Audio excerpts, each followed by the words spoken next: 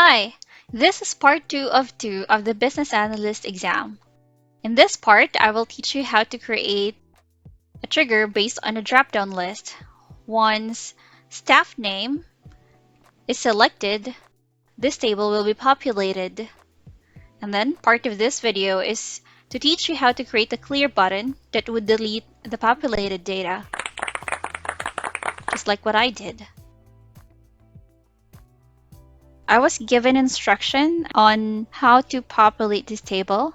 So I will use a VLOOKUP. As you can see, I'm doing this manually because in order to automate something, we need to, of course, know how things are done manually. So VLOOKUP, I'm trying to find employee number of this staff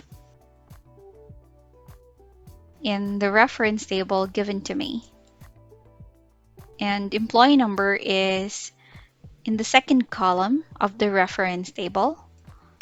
So I will use 2. And we are going to use false to find the exact match.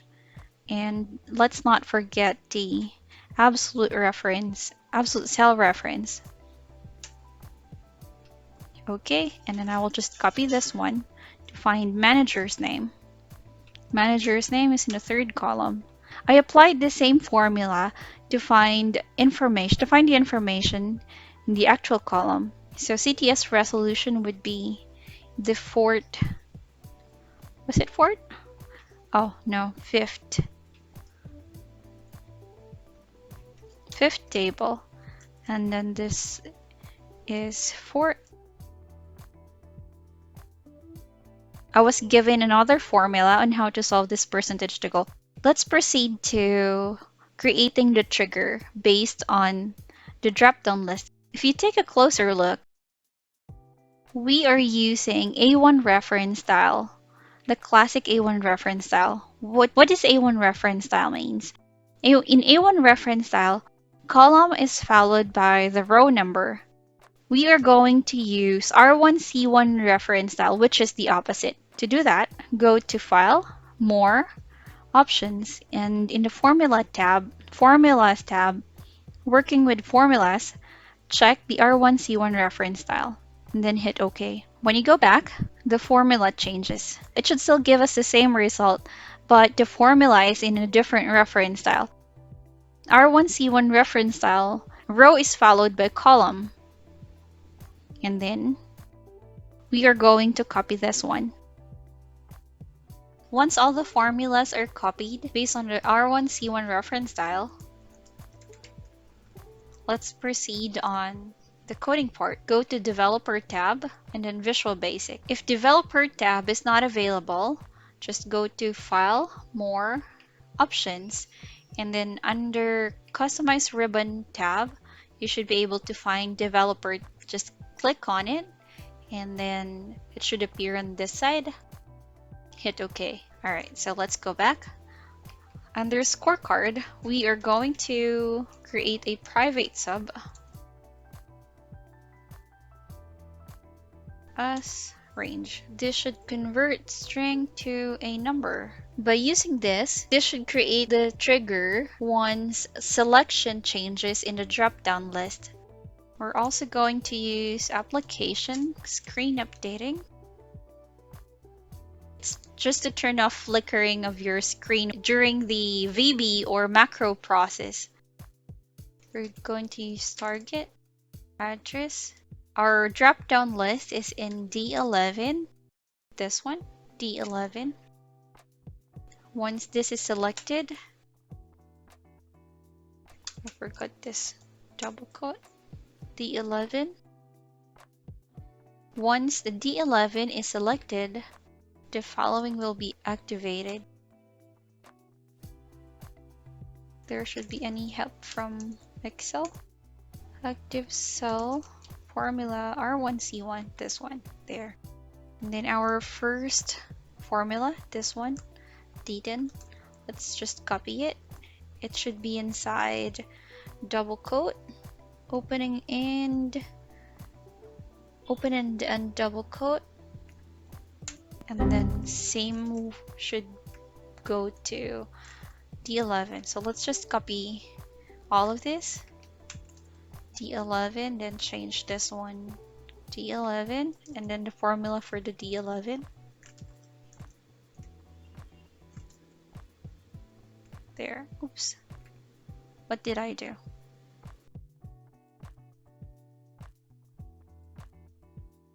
This one is the manager, so we won't get confused when we go back to our code.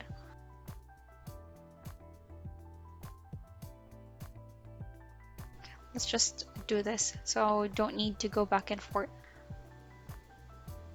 The coding screen in the notepad where our notes of formulas are. 15, I'll just copy this one. So 3, 4, 5, 15, 16. This is a simplified version. Of course, there are other ways on how to solve the exam, but this is how I solved it during that time.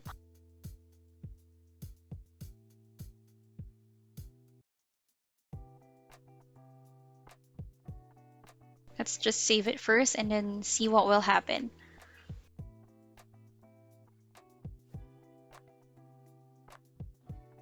Oh, we forgot and if.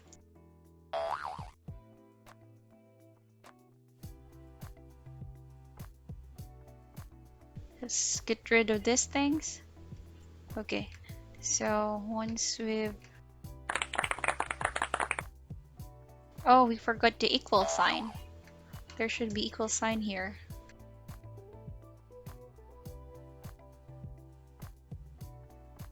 Oh boy.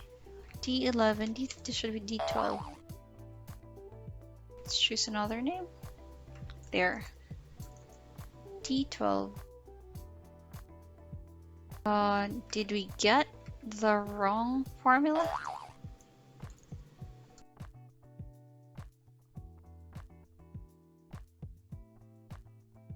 It's equivalent R1C1 reference style. This should be it. Okay. Let's delete everything. These things. And let's see if it's gonna work. Just a recap, when selection changes, it should cause an event. In this case, in D11, it should fire an event. And the event is to populate the data in the scorecard in these cells. If we fill in more formulas, it should be the same.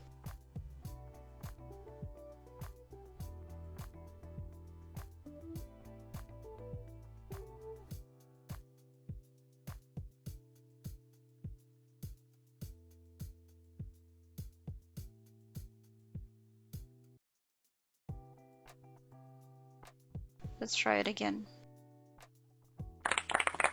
We automated populating this table.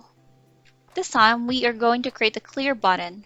Let me just delete this button so I could show you how to start. Go to Developer tab and then click Design Mode. You should turn on the design mode and then click this one, delete. Alright, and then again, Developer to insert a button, insert under ActiveX controls, choose Command button and then create a rectangle. And then this time, let's change the caption. Right click, what I did was right click the button and then choose properties. Clear. And then, since we are in design mode, just double click this button. You should be redirected to the coding screen. Whatever we put inside private sub, it will be executed once we click the button.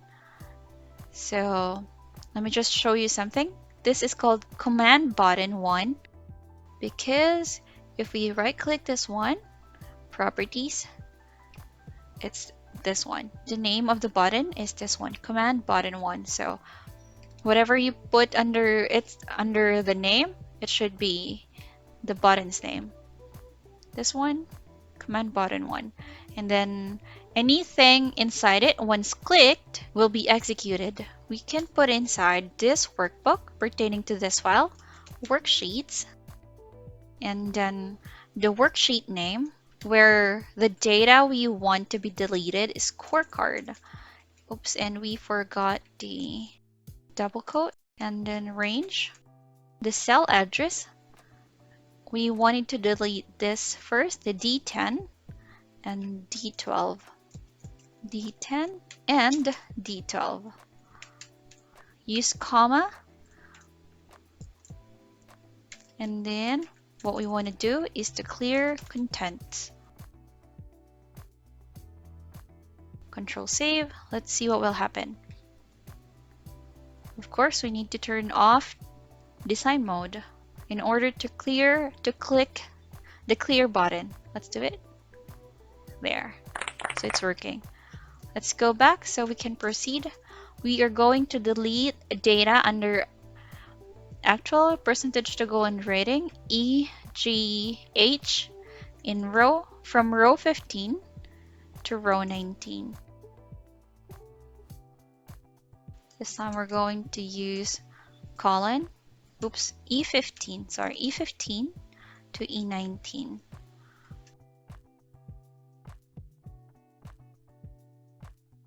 Right, let's try it again. Save. There. And then let's try it. Tammy. So we choose a staff name, and then an event was triggered. If you see here, if you check here, it's showing up all the VLOOKUP formula, and then clear there. All right, so we've solved the business analyst exam. For the complete coding process, please check the link below.